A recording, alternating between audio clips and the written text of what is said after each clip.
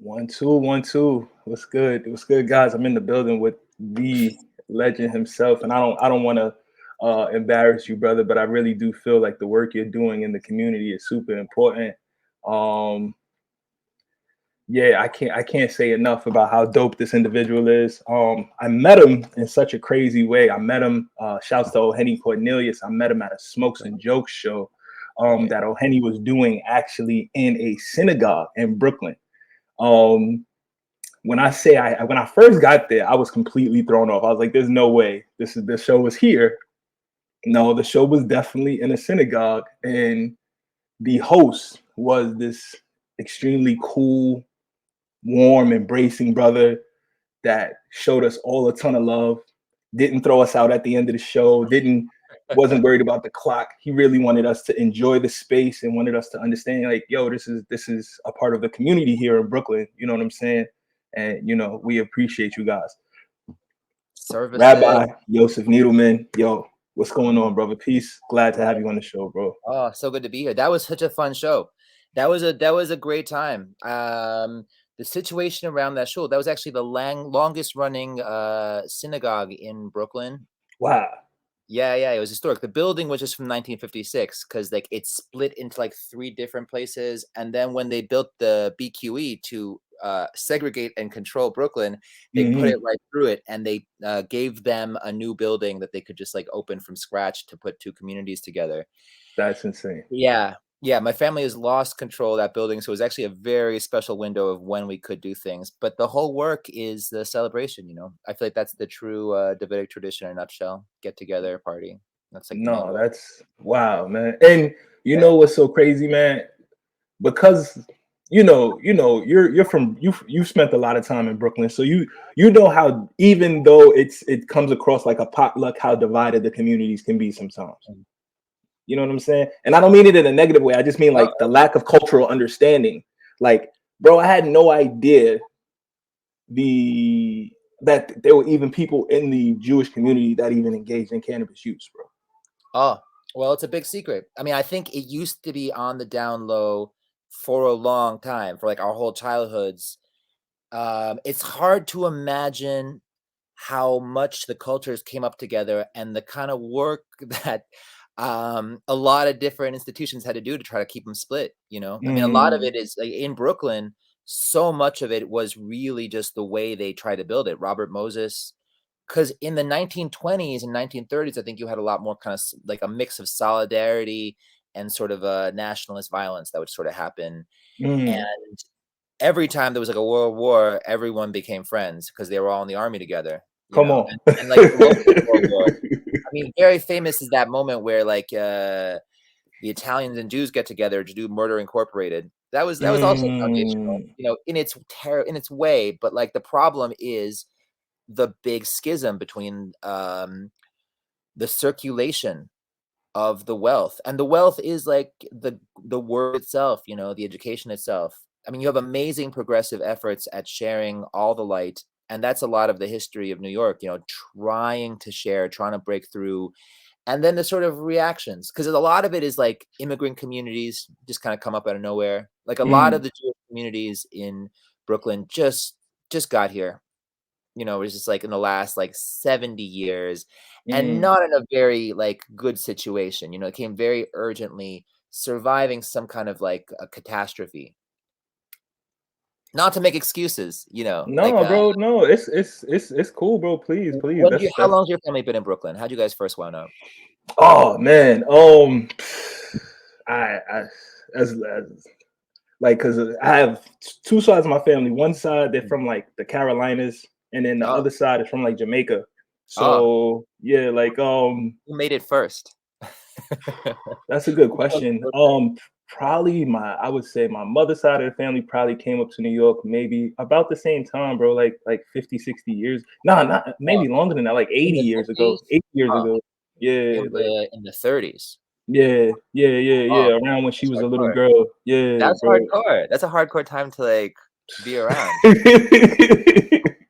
You already know, man. I mean, you probably know the history of the city better than me, man. It's a mystery, you know. We know what we know the stories we got. We know the context we've been given. Yes, sir. Because running product and doing a social thing is like you kind of have to keep it on the down low, or it either gets shut down or worse, you know, too big, and then you're responsible for too big of a thing. And like as much as then is a moment of growth and change, it's also the moment where the whole thing turns into like legitimization. And then who's paying taxes to who? You know, I mean, that's been one of the crises. Like weed being illegal saved, like on the one hand, we couldn't pay taxes on it, so that was nice. You had like a real subculture and a real bunch of subcultures that formed. But on the other hand, it's a damn shame. Right. Like Yeah, because I mean, on the flip out. side of it, it kind of it gave it this stigma almost in people's minds, and it kind of it not being so mainstream and, you know, being used in doctors' offices and stuff kind of gave way for this whole this wave of people to just think so negatively about it and not see all the healing properties that they could the healing they could have. But well, because it's always been bound up in a little bit the question of like healing versus like facilitating. Like activists were very nervous about it because how did we first come to the Americas? I think was through the Dutch. And speaking of Jamaica, you know, how did they first get it to the islands? The Dutch had hookups from like the East, and they were just trying to keep the slaves from like rebelling. It seems like that's part of the beginning. Now, there's an alternate history. That's one official version of the history. The other version is the Indians coming on the boats in like the midst of like sort of from the bringing in the cane to make it into rum, and the whole sort of like a lot of Hindus and sadhus seem to have made their way to Jamaica amidst piracy, amidst all of the sort of shipping routes. Because like, how does Rastafari have traditions? We all thought Rastafari traditions were mostly in the context of like Africanism, but it seems like most of the Rastafari language and most of the Jamaican weed language, which really was the main, I think, inspiration for the U.S. cannabis culture, because it only got to Mexico by way of like Holland. You know, it only made its way all the way down there pretty late. I mean, I could be wrong, and maybe there's some kind of other loop around, but I don't think I'm wrong. I'm pretty sure the Dutch, the first ones to get the tobacco over to Europe and then Turkey, led to the entire east of the world, like smoking and mixing tobacco into their joints, which is really the beginning of sort of like modern smoking culture. Because before that, in antiquity, seems like if they're burning it, they're like hotboxing a tent. Yeah, bro, that's exactly what I wanted to talk, bro. Oh my God, I have the right person on today, man. Yo, we talking to Yoseph Needleman today, man. Yo, we in for a treat, man. This is going down. Yeah. Bro, oh my God, you literally segued into that so beautifully. Are you? I'm gonna say I'm sure. What are your thoughts on the work of Sula Bennett? Big fan. You know, she did a lot of other stuff too. She did a bunch of like just anthropology. Yeah, just like following the culture. Yeah, she wrote a whole book just of a cookbook of just recipes from around the world for all the different holidays. Wow. Yeah. She did a lot of great work. I mean, for me, I'll tell you my ambivalence. Speaking of North Brooklyn, in Williamsburg when I was a kid, there was a tremendous anti-intellectualism that was just part of the general paradigm because it was kind of a class neighborhood, working class / refugee neighborhood. Working class to like, I don't know if I can work. It's pretty good description. It's pretty good description. Yeah, I'm gonna live in a building and until someone kicks me out, kind of neighborhood for a hot minute. Part of the ambivalence in, I think, the establishing the cannabis tradition and its place in, like, let's say Judaism specifically, and the migration, I would think, from and through the islands into the cities, because that is sort of the crossover, you know, getting shit from the old world to the islands where it can grow. Like, cannabis in the Bible is mentioned next to cinnamon, and cinnamon was something you could only get from the Far East until they managed to start growing it on the islands and in South America, in the context of like the Dutch having a monopoly that then the British, and the beginning of the Dutch really having control of the global market was when they took over Sri Lanka, you know, when they even found out where cinnamon was coming from, because that was like a secret that the traders were keeping on the down low. they pretended it came from like the Sudan and the top of the Nile, so that you wouldn't be able to find it, so that you couldn't follow it to Sri Lanka. But the Dutch figured it out, and they did one of those terrible things they do where they like went to a place and just tried to like pay to have like a port. Just start with a port, Of course. and then pick a side in a local conflict. You know, there's a local conflict, like the king of Inching their way in. yeah. And be like, you guys need help? That's the oldest Roman tradition. Is like, you guys need some help? Like with your local conflict?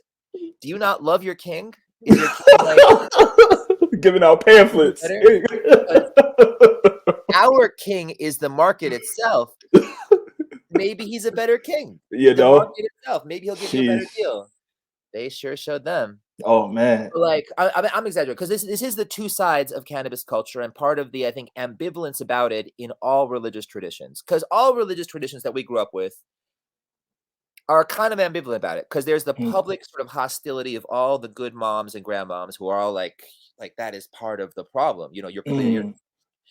And then there's the underground culture of like, you know, all the cool uncles and aunts who like were smoking the whole time, and part of like a musical culture that was smoking the whole time for whatever reason, because they were just like hooked up. And there was like always been a sort of ambivalence between the sort of commercial pacification reality that weed is associated with since time immemorial, which is like some of the Bible rails against. It gets mentioned about 5 times. I love Suha Bennett, but Chris Bennett is like the guy for reference. You know, he's the guy. I gotta look him up, to validate it. He was the one who did all the work and just translating it.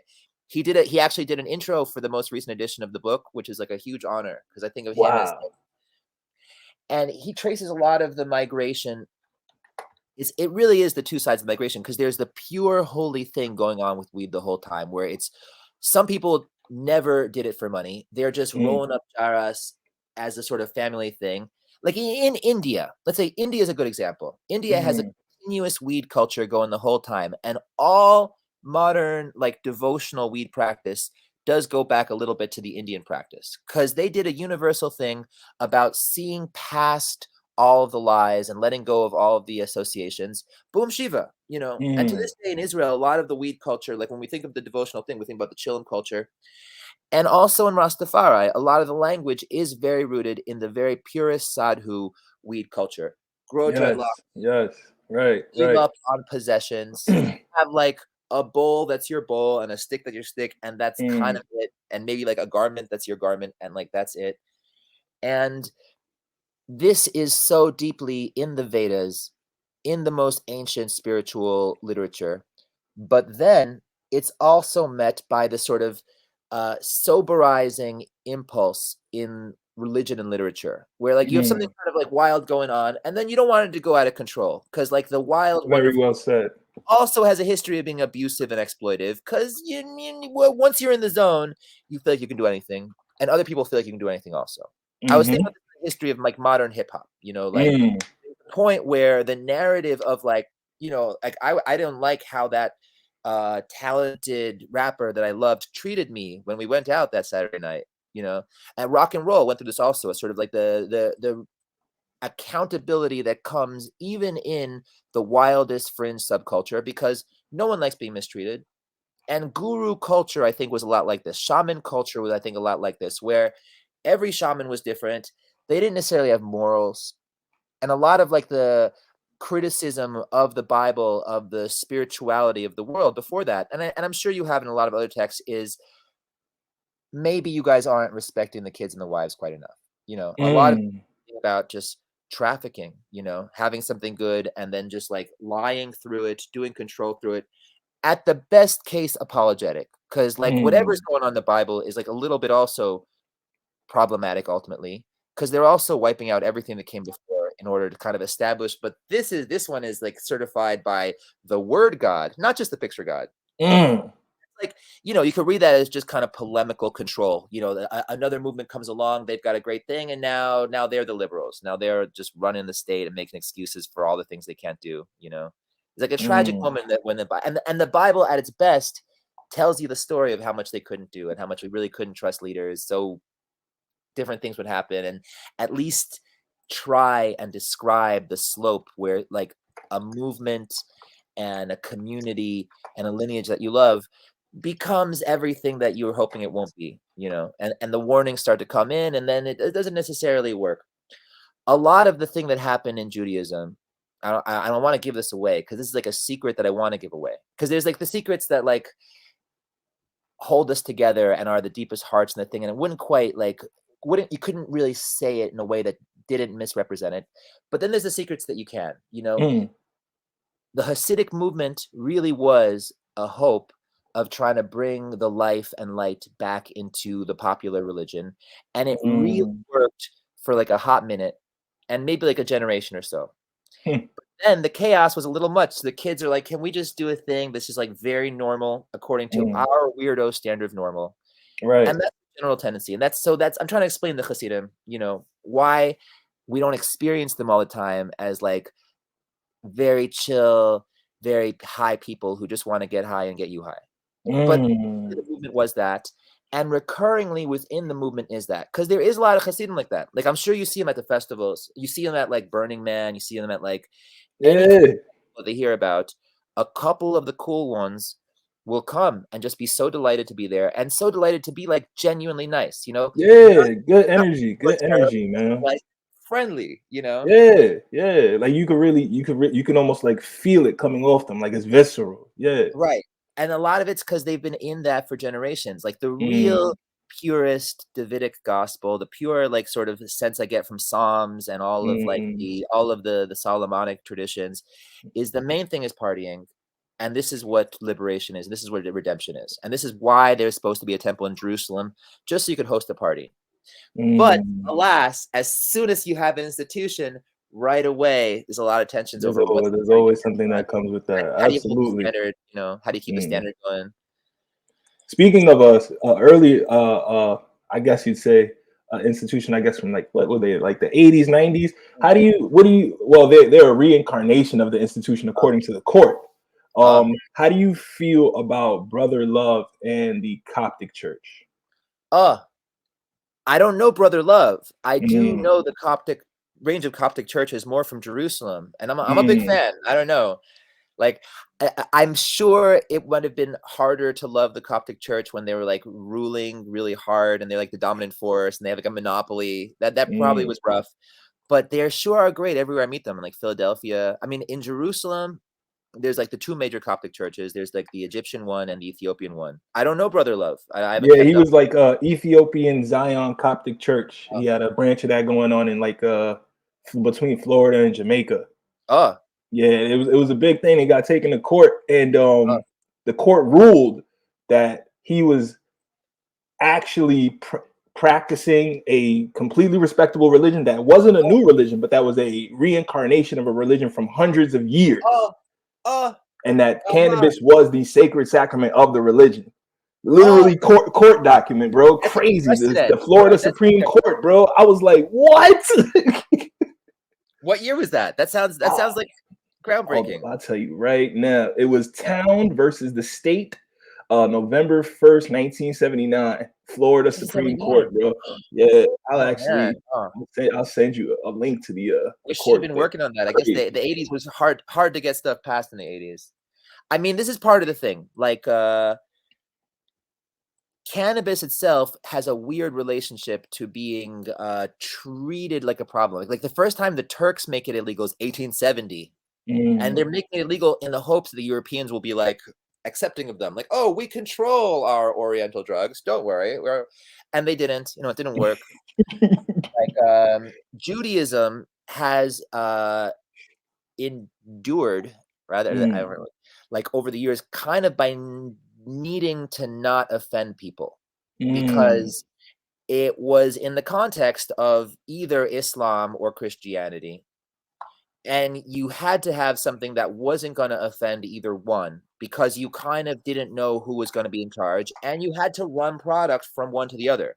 Because a lot of, I think, the main accomplishment and capacity of the Jews in antiquity was just to have somebody in the East and somebody in the West when those borders were more closed. And the more closed those borders were, or the more hostile things went, the more that was usually who would get blamed or who would get in trouble by one side or the other.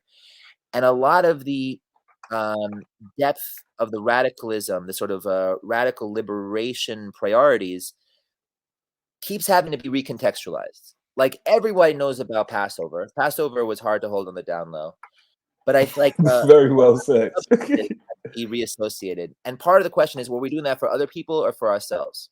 Because around 500 BC until around 500 AD, there's a huge shift in how all religion kind of works. Because before that, it's very much a visionary prophetic clarity, hits you or the prophet, or ideally you and the prophet together. So you affirm the prophet, and then that clarity is just the priority of the community.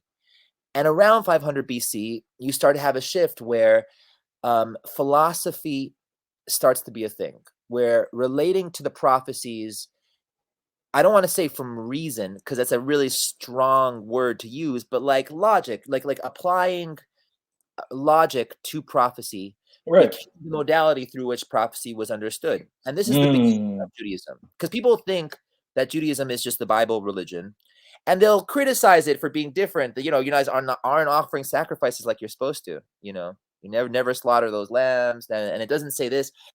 What they don't realize is that Judaism really started from scratch with the destruction of the temple and a little before, because already reapplying logic to the prophecies to extend outwards for if this is true, then this has to be true. If God is here and he said, I'm also here, then he must be everywhere. And I don't want to exaggerate or misrepresent, because a lot of it is a mystery. How much is a continuous tradition of deep clarities, God's unity, God's existence, God's nature within the letters, within the numbers, and how much was realized in the discourse, in the interaction with the global wisdom tradition.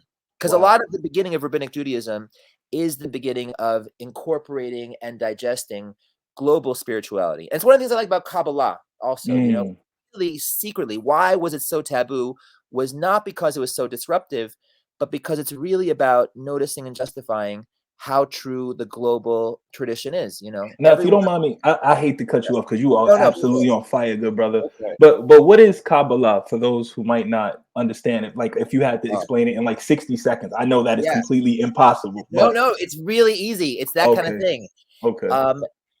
The beginning of everything is just very basic. And if you look at the beginning of everything, you'll see a very basic pattern. Just like, and I think you have it in astrology, where you just have like a 12-month just sort of system that comes back to one. And you have it even in the week cycle, where there's 7 base of it, and even just very elemental philosophy, just like where it's just like a thing, and then it's opposite, and then a resolution. And that's very basic polarity. That's like a thesis, an antithesis, and a synthesis. Kabbalah is a tradition of applying those fundamental polarities to the story in the Bible and everything else that ever happened. Because if there's only 3 heroes in the Bible, maybe it's Abraham, Isaac, and Jacob. But if there's 7, maybe it's Abraham, Isaac, and Jacob, and then Moses and Aaron, and Joseph and David, as a resolution that is not a resolution, as a resolution that is a beginning of a recycling. So that's Kabbalah at its most simple. And part of what its influence on, let's say, a lot of modern wild spirituality, tarot, and like with a Q and with a C, is how liberating having any sense of the common denominator is to individuals and movements within a wider world system. Because a lot of how the priesthood and shamans of the world used to be in control is they would understand something and they'd be like, I'm the one who understands it. And if you want to understand how to make fire and how to like do a wedding, you got to come to us. It's like the medical establishment for the last 150 years has tried to supplant this in secularism and done a great job. People don't really feel good unless they checked out the doctor, and the doctor tells them they can just do nothing or take whatever he offers. And then, and one of the things I always treasured about the oral tradition that I grew up with, the written oral tradition, is that at least it was something that felt like it came from us and didn't just come from like big institutions, because the big warning from Abraham onwards is you can't really trust those guys. They're selling you what they want to sell you, and it'll only be as good and right as we can have some kind of relationship to sourcing. So it's so important. I mean, I think one of the first conversations you and me had was a lot about like sourcing things within the communities, you know, Black businesses, because as bad as what we're selling is sometimes in the stores, the accountability of knowing that it's us at least deciding, and thus being able to also supply the better versions of the thing. And bro, that's exactly what I wanted to apologize to you about, because you were 1,000% right. And you had knowledge for me that I wasn't ready for at the time we were having the conversation. You we're still young. Knew something that I wasn't in the frame of mind that I could accept at that moment.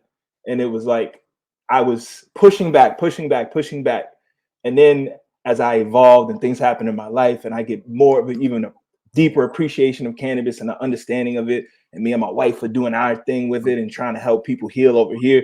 It's like, yo, all he tried to do was tell me, bro, this is a much better thing than 1,000 other things people could be doing with their lives on this planet.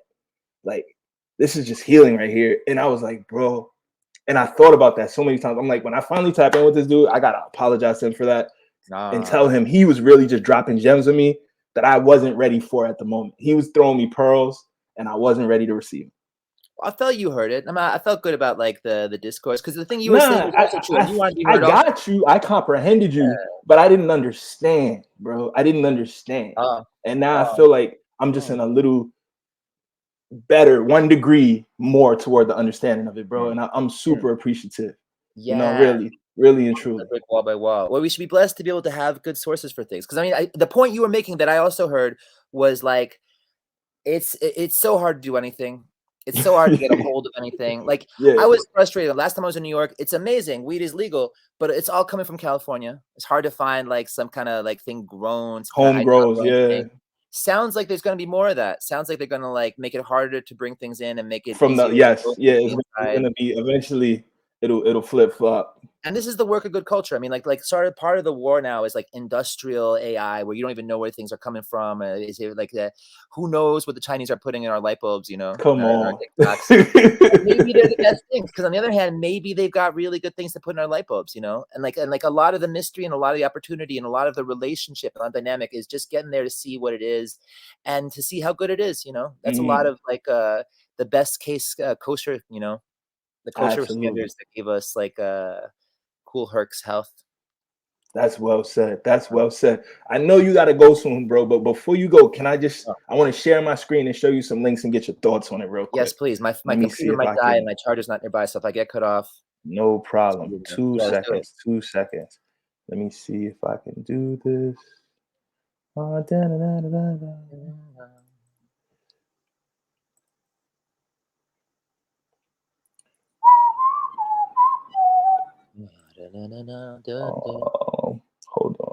1 second. Hold on. Your browser has been blocked. What? Hold on. Let's see if this is it right here. 1 second. Here it goes. All right, cool. Let me see if I can share this.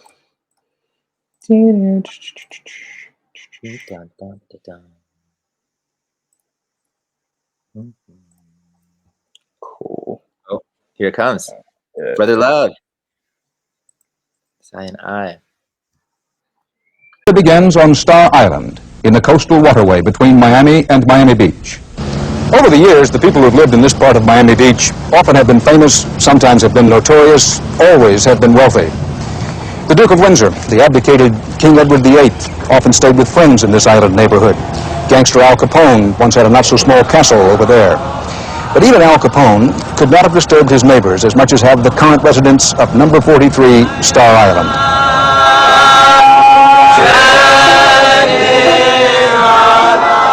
They call themselves the Ethiopian Zion Coptic Church, a religion these white Americans claim has its roots in black Jamaica.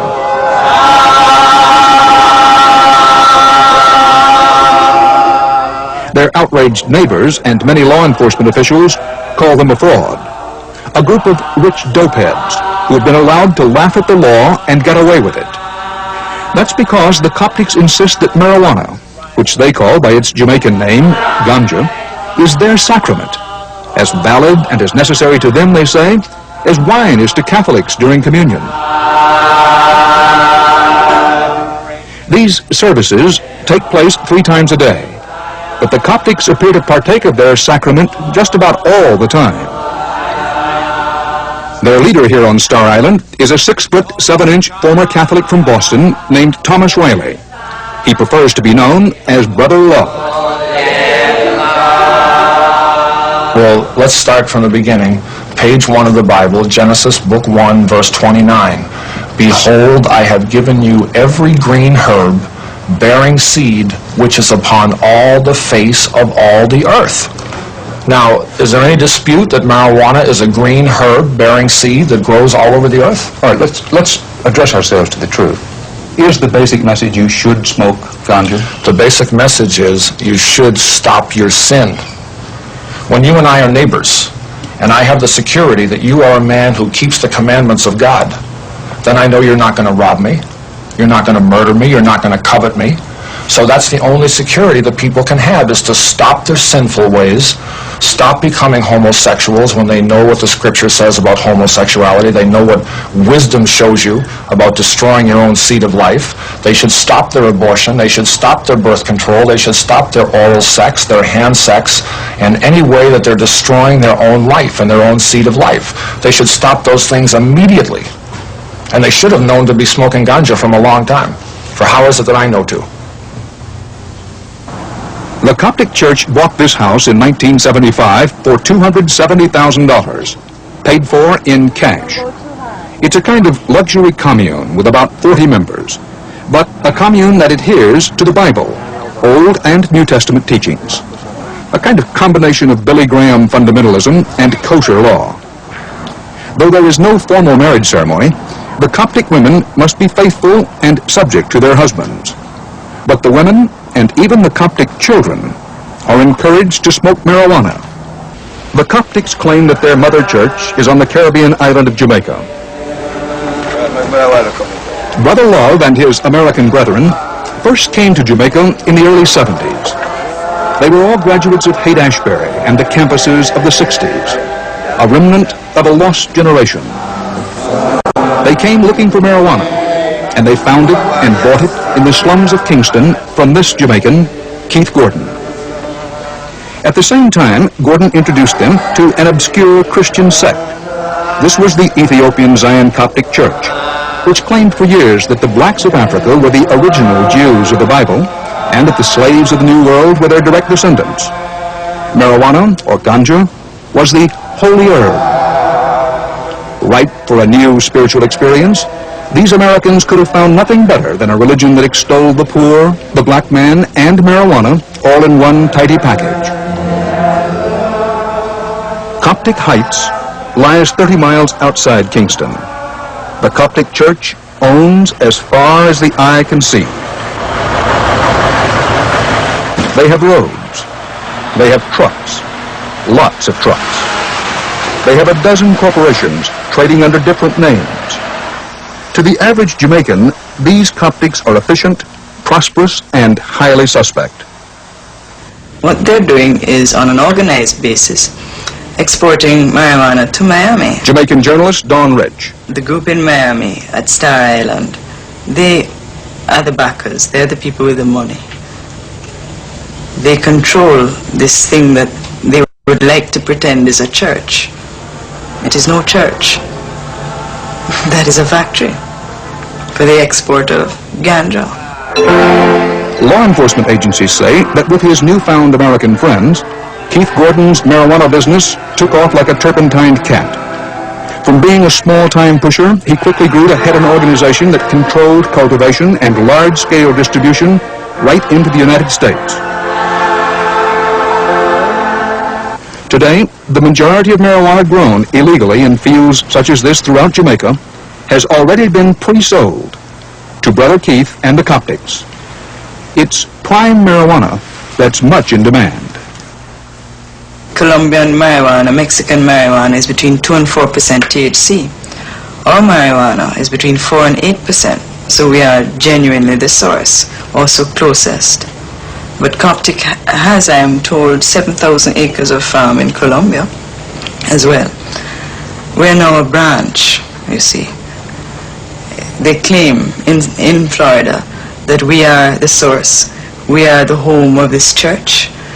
We are simply a branch of a multinational corporation operating on the wrong side of the law. Is this whole church, based so conveniently in Miami and Jamaica, just a cover for large-scale organized crime? Well, no, it's certainly not as simple as that. All the law enforcement agencies who have investigated the Coptics agree. They cannot be faulted on the sincerity of their religious views. Moreover, the Coptics have never been linked in any way with the smuggling of hard drugs, cocaine and heroin, that right now is so rampant throughout Florida, nor with other activities associated with so-called mafioso crime, such as prostitution, gambling, and gun running. None of these would be consistent with the Coptics' professed beliefs. Marijuana, and only marijuana, is what the Coptics are about. To them, it is a holy mission.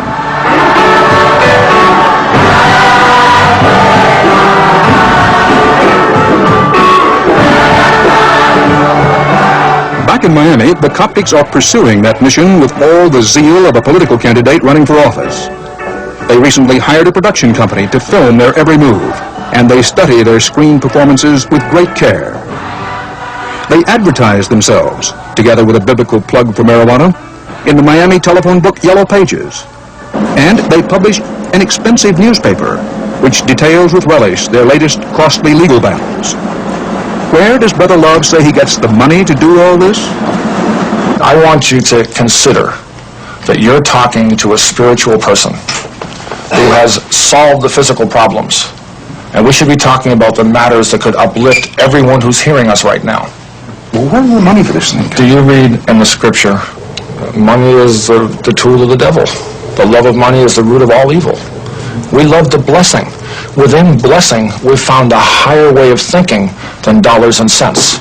Money is a tool, a worldly tool. How do you feel about the Internal Revenue Service case? They're a bunch of robbers and thieves and whores. The Internal Revenue Service? Robbers, thieves, and whores. On what evidence? They have no integrity. They have no foundation. They all have little soft, pink, fleshy little hands. They sit in offices all day long trying to rob the people. Brother Love's brotherly love clearly wears a little thin when reminded of the Internal Revenue Service. Recently, estimating the value of automobiles, property, boats, and the amount of marijuana seized so far, the IRS and the U.S. Customs presented the Coptics with a bill for back taxes and penalties totaling $18 million.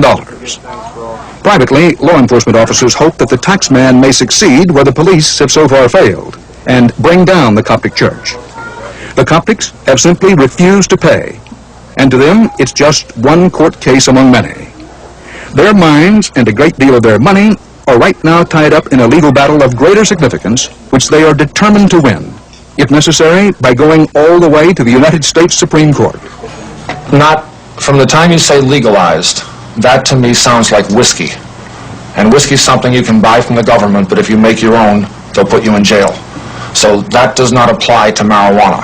Marijuana, ganja, is free. We're not fighting for the freedom or the legalization. We're declaring that it is and always has been free. Let me share one more thing before we get out of here. So the Ethiopian Zion Coptic Church, a movement born in Jamaica in the 1950s by the disciples of Marcus Garvey, was incorporated in Florida in 1975. First established in the United States in Star Island, Florida, with a commune of around 40 members. The commune followed a combination of teachings from the Bible, Old and New Testament, Billy Graham's fundamentalism, and kosher law. This is, of course, according to Wikipedia. You know, they can have, of course, their own perspective on it. The movement understands and confirms that it is based on the teachings of Marcus Garvey and that they use cannabis as a sacrament. It is a misconception that pious Rastafarians smoke marijuana recreationally. They don't. They smoke it as a sacrament. They smoke it as a religious sacrament. And what? How can cannabis be a religious sacrament? Because the literal United States Supreme Court voted that cannabis was a sacrament. What? Listen, In 1979, the group was accused, tried, and convicted of smuggling massive amounts of potent cannabis from Jamaica to Miami, that's how they made their money. They didn't do it in secret either. They openly was doing it. And some people say this is how Jamaica was able to even keep a economy moving forward at the time. You know, there was not much else going on in Jamaica besides tourism and cannabis. In actions that kept the Jamaican economy afloat that decade, the then Jamaican Prime Minister, Edward Seaga, told in a U.S. interview, it was just a little sensimilia, sweet sensimilia, that it kept the country going real strong right now. Where your chop boat, start, little sensimilia, nah, hurt nobody. Yeah, chop boat dread. The Coptics published a free newspaper promoting Garveyism and the decriminalization of marijuana titled The Coptic Times. They also appeared in a 60 Minutes on October 28, 1979. The group's leader was Thomas Riley, also known as Brother Love. During that same year, the Supreme Court of Florida found, 1, the Ethiopian Coptic Church represents a religion within the First Amendment to the Constitution of the United States, and two, not uno, but doce. The use of cannabis is an essential portion of the religious practice. Further, the Ethiopian Zion Coptic Church is not a new church or religion, but the record reflects it's centuries old and has regularly used cannabis as a sacrament. The use of cannabis is an essential portion of the religious practice. Further, the Ethiopian Zion Coptic Church is not a new church or religion, but the record reflects it is centuries old and has regularly used cannabis as a sacrament.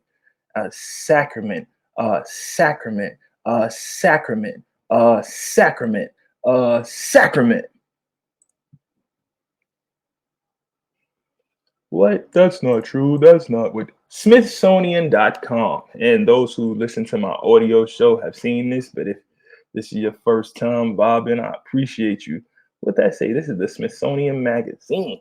Smithsonian. Archaeologists identify traces of burnt. What?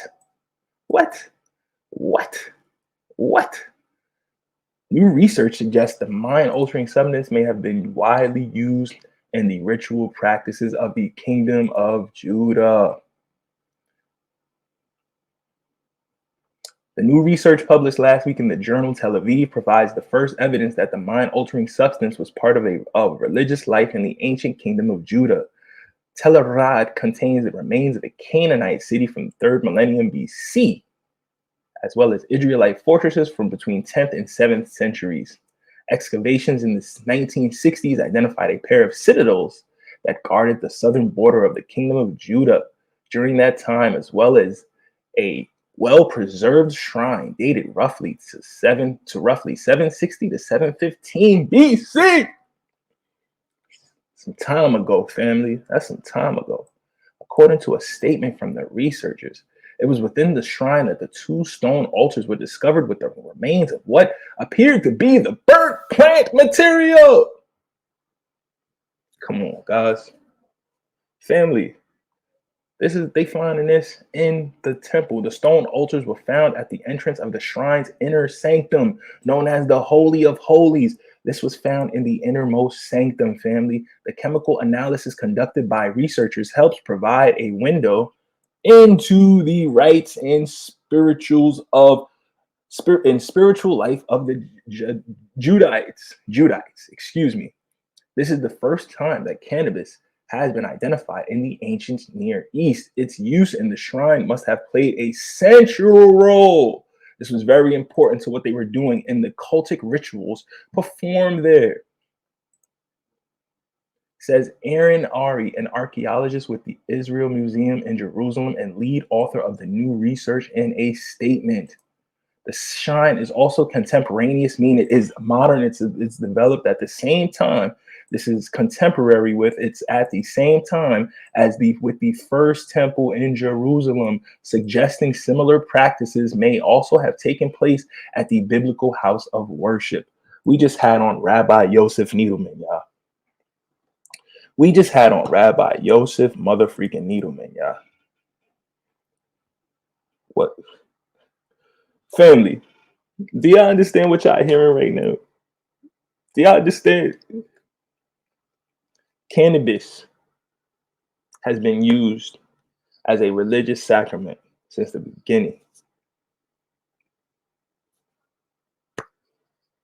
What else is there to say? I hope you've been enlightened and inspired. As always, any questions, comments, critiques, criticisms, y'all know where to tap in. His ghetto point of view at gmail.com. His ghetto point of view at gmail.com. His ghetto point of view at gmail.com.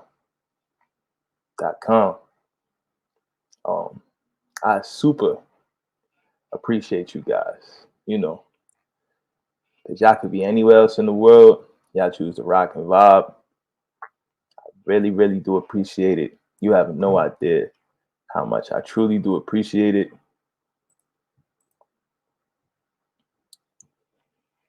What did you think of today's presentation, family? This is only the first of many. Yeah, I don't even know. Family, what you gonna get on this channel is entirely different than what you gonna get anywhere else. And we were talking also about Sula Bennett and Chris Bennett, right? So before I get out of here,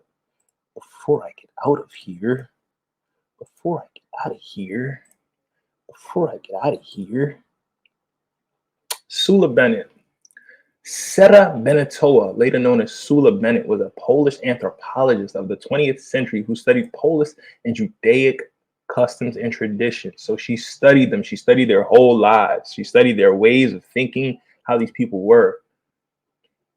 Let's push up to cannabis research. Bennett, on similar words, based on similar words in language, in cognate languages, Bennett proposed that the biblical plant or species canna, which is seen in Ezekiel 27:19, in the book of Isaiah, chapter 43, verses 24, in the Canticle of Canticles, the Songs of Solomon, chapter 4, verse 14, that Kenahatab in the book of Jeremiah, chapter 6, verse 20, and Kenabasim in Ezekiel, in Exodus. I'm saying Ezekiel. Ezekiel be easy. I need me a little Kenabasim right now. This was Ezekiel right here. But in Ezekiel and Isaiah and Jeremiah and in Exodus, dun dun dun dun dun dun dun dun dun dun dun, positive, chapter 30, verse 23. Though it was mistakenly translated, which are usually translated as sweet calamus or sweet cane, were actually hemp. Boom, dun, dun, dun, dun, dun, dun, dun, dun, dun. I. I'm just saying, cannabis was an ingredient in the holy anointing oil, the oil they used to anoint the kings, described in Exodus chapter 30, 22 to 25. Talk to me about cannabis is bad and it's doing this and that to you. But like he said, it's harder to articulate the things that cannabis does when you're not well versed. So shout to him. Shout to him. Tell me who else got a rabbi popping up, breaking down how cannabis is being used in religious practice. Phantom Fuego, this is just a different channel, man. This is his ghetto point of view. You guys are the most amazing audience in the world. I am your humble host. Please continue to like, share, subscribe, tell a friend to tell a friend, pass the message on, and share this episode with anybody who you think is doubting the beautiful benefits of the plant, thinks that the plan is only for degenerates, for silly people, for scum. Talk to them about, Sula Bennett. Talk to them about this Smithsonian Magazine article.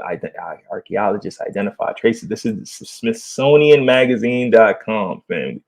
You know what I'm saying? Talk to them about Brother Love and the Ethiopian Coptic Church. Family. I mean, I don't know what else you want me to say. Look at that. Look at that. They found it right there on the altars, family. They found it right there on the altar. I love y'all, gang. Peace to the tribe.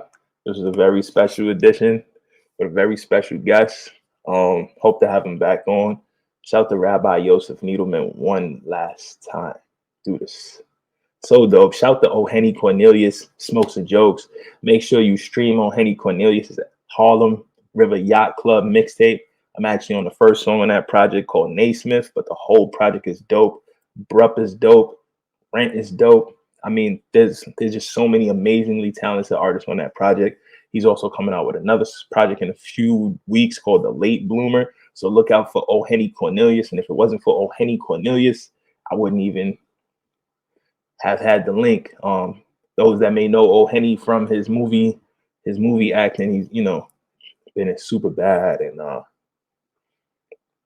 he's in the new Sopranos film, and just so many other dope things. He's a dope comedian, dope filmmaker, dope writer, and just he creates the vibe, and he brought the tribe together, and he brought the tribe out to a freaking synagogue, and we got to light up and blaze up the synagogue and laugh and have a good time with one of the dopest, most genuine people you could ever meet. So this is his ghetto point of view. Love you. Peace. See you soon.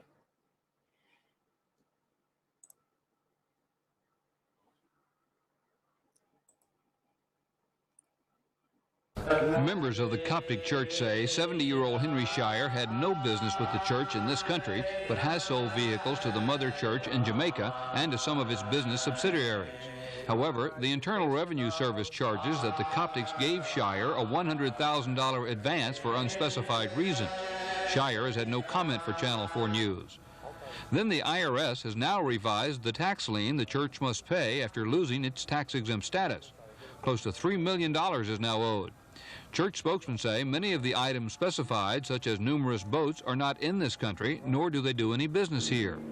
They charge that several law enforcement agencies are continually harassing church members because they use marijuana as a sacrament. Authorities deny this, but they are investigating the church on the suspicion of marijuana smuggling. They've actually sent men to this gate to arrest me for things that I've said over the telephone and talking to them. Now, we want to go to the court. We want to go to the court in Washington. We know that we're not looking for any mercy or any justice or even fair play from the tax court.